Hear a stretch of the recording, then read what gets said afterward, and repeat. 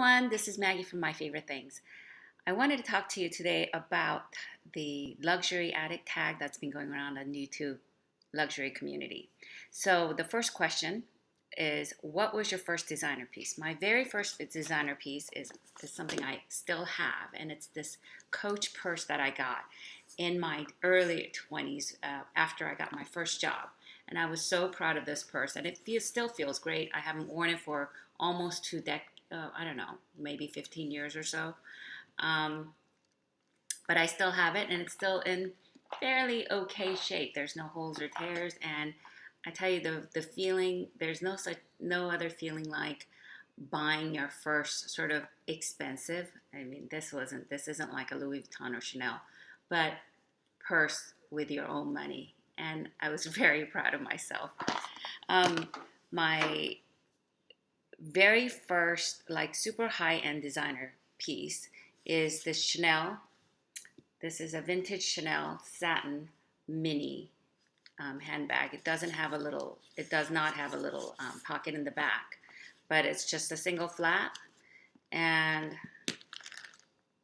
I have it stuffed, and it's with the real gold plating, not the that they used to do. This was purchased during my honeymoon in France, because we took about 2 weeks to drive around France, starting from Paris and going to different um, provinces.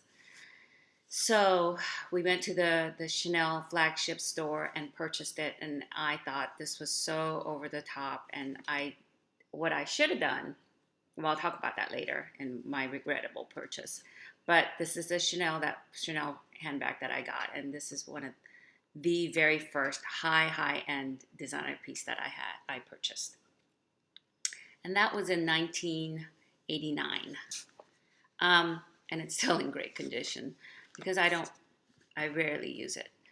What do you consider the best investment? My very best investment, I think, when you think about best investments, it's something that you use a lot and it still maintains its value, I guess, or if not going up.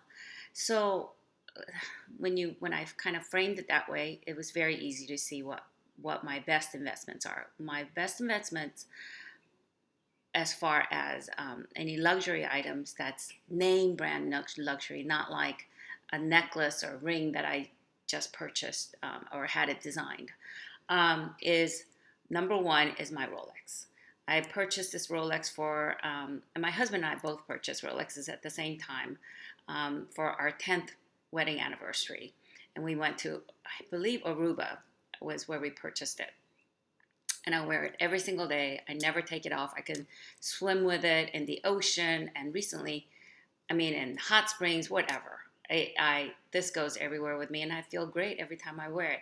Now, I have to say, I have two Rolexes. My husband has two Rolexes, and none of them really keep, for us, really great time. They're about 3 or 4 minutes fast. This one is about 4 minutes fast per month, and I took it to get it serviced. The other thing about Rolexes are that, I'm really digressing, but anyway, the other thing about Rolexes are that, they cost like about $800 to get it serviced, and when I got it serviced, they said plus or minus 4 minutes, off a month is within acceptable range, which seems really not that accurate. So that being said, my sister has a Rolex, and her Rolex is exactly on time. So maybe I just got unlucky. So Rolex is and so I think, it's gone up in price a lot. This is, still current, despite the fact that it's, 17 years old. And then Pochette Accessoire NM that I purchased last year. I use it everywhere. I use it as a pouch. I use it as a clutch. I use it as to organize my bigger purses. I use it as a crossbody. So that is fantastic. It goes everywhere with me. And the other is Speedy B25, because I take that in Damier Bean, because I don't have to worry about weather or conditions or anything. So that's just small enough to go crossbody or over the shoulder and still fit a ton of a lot of stuff that I carry, or extra stuff that I carry. And I did a review of on my channel of what could fit in my Speedy B25. Anyway, so those are what I consider my best designer investment pieces. What is the criteria? Number three, what is your criteria when looking to buy a piece? Something that I would use, because I'm not really a collector. I want to be able to use it, and I want it to maintain value or go up in value. So that's the hope. Now, I have to say the two Louis Vuitton pieces that I sold it at a loss. So when people say, you could buy some of these pieces as investments, perhaps for maybe some of the Chanel's, but it's only an investment if you don't use it that much and then it's in pristine condition. If you use it and it's messed up, or it looks used, the value goes down for a lot of these handbags. So, and of course, when it's discontinued, sometimes it can go up, but I find a lot of times when things are discontinued, it goes down in value. And that's not always the case, but that's the experience that I had, because like horizontal batignolles, and once they discontinued it, the price dropped dramatically. So now you can see it on eBay for $500, and at the time that I bought it, I forget almost how much it was. I remember with taxes it was around 1,000. Versus had I got a Neverfull at that time instead of horizontal batignolles, that would have increased in price, because they came up with a new model, and or maintained its price. So so that's what let's see, what criteria. Okay, so that's what criteria I look for when I'm buying a piece is, again, usefulness, practicality, and just to hopefully maintain its price, so that if I ever do decide to sell, that it doesn't, I don't lose my shirt on it. Okay, number four. What has been your most stupidest and most regrettable purchases? Most regrettable purchase is a Coach briefcase that I purchased in 1980s, and I ended up selling that for like $75 on eBay or something. But it was really heavy, and that's when I decided I really don't like heavy bags. I don't care how thick the leather is, how nice the leather is, but if it's going to be heavy on its own, my health is more important than a stupid handbag or stupid, so I don't want to have shoulder problems or wrist problems because I'm carrying such a heavy handbag on its own. I mean, with the stuff that you put in, it's heavy enough as it is. But if the bag itself is already heavy, I don't know. So that, I think, is the most regrettable purchase. Anything else? Oh, okay. So here's the thing of regrettable purchase. This Chanel purse, when I purchased it, and it looks beautiful, and for 27 years, I rarely use this. I may have used it like 5 times. But so I have been thinking about selling this for a long time and getting like the Chanel Jumbo, or some other Chanel pieces that are leather, because now they don't make this. I don't know. I haven't even looked to see what the price of these are, but it's very elegant. But I think if I had to redo it again, I wish that I had gotten a bigger piece so that I could use it more every day, like a jumbo, and something that, Chanel Jumbo has increased in price so much, that I think I made a mistake.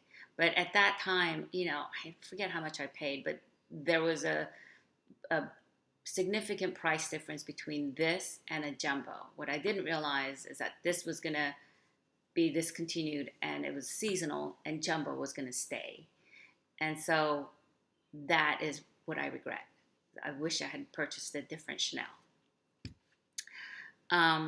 But that being said, I went to a wedding recently and I used this, and it was fantastic as a clutch, and I had it over the shoulder, and because it's small enough and it fit my iPhone 6 Plus, plus a small little card case and few makeup. So I use it as a clutch. So when I was dancing and during the wedding with my husband, I was able to hold on to this rather than put it, somewhere in the chair.